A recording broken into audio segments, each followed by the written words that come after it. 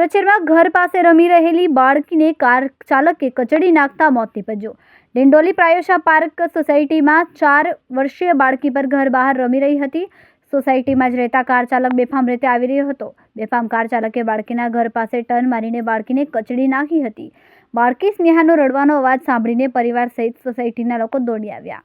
બાળકીને સારવાર અર્થે હોસ્પિટલમાં લઈ જતા તબીબે મૃત જાહેર કર્યા। બેફામ બનેલા કાર ચાલક નીતિન મિશ્રા फोन पर बात કરીને કાર ચલાવતો હોવાનો પરિવારનો આરોપ છે।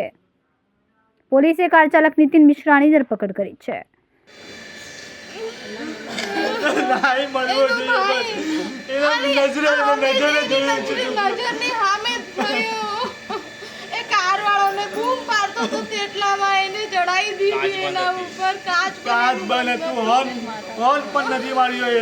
फोन मार्यो तो छोकरा लोग જરાક સાઈડ પણ થઈ જાય।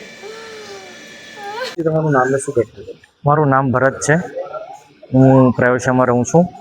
ઘટના એવી બની હતી કે મારી ભાઈની છોકરી જે રમતી હતી ઘરના આંગણે બેસેલી જ હતી, બીજે કશે પણ નહીં ગયેલી। તેના પર અમારા સોસાયટીનો મેમ્બર છે 21 નંબરમાં નીતિન મિશ્રા કરીને, તેમણે રફમાં આવીને ગાડી ચડાવી દીધી છે અને ગાડી ચડાવ્યા પછી ગાડી એની પર ચડી હતી, પાછી એને કાઢવાની જગ્યાએ પાછી રિવર્સ મારીને પાછી એની પર પાછી ખેંચી હતી। શું કહેશો? સોસાયટીમાં બેફામ કાર ચલાવતા હોય છે।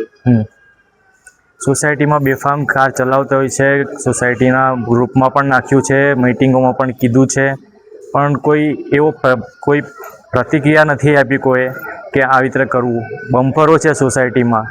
શું નામ છે બાળકીનું? કેટલી ઉંમર છે? બાળકીનું નામ સ્નેહા છે, વિલાસ આરગીદી। એની ઉંમર 4 વર્ષ છે।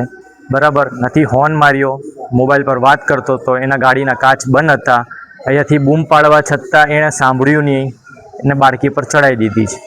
અને અમારી માંગ એમ છે કે એમને સજા મળે। સજા એવી રીતે રહે કે કાનૂન જે વસ્તુ છે તે આ ગેરકાયદે અકસ્માત કરીને ચલાવે છે, પણ આ અકસ્માત નથી, એક રીતેનું મર્ડર જ છે। જે માણસ ફોન પર વાત કરતો હોય, આવી રીતે સ્પીડમાં ચલાવતો હોય અને રિવર્સ પણ માર્યું હોય, બાળકી પર ચડાવ્યા પછી પાછો રિવર્સ માર્યું હોય, એ મર્ડર જ કહેવાય।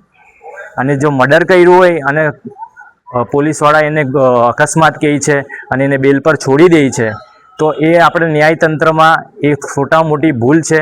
અમને એવી માંગ છે કે એમને અરેસ્ટ કરે, એમને સજા આપે, કોર્ટની રાહ ન જોઈ, કારણ કે કોર્ટ સુધી જશે ત્યાં સુધી એ બેલ પર છૂટ્યો રહેશે। મારી બાળકી તો જીવ ગયો જ છે ને, એને ન્યાય મળે ને એ બહાર ફરે એ ન્યાય નથી।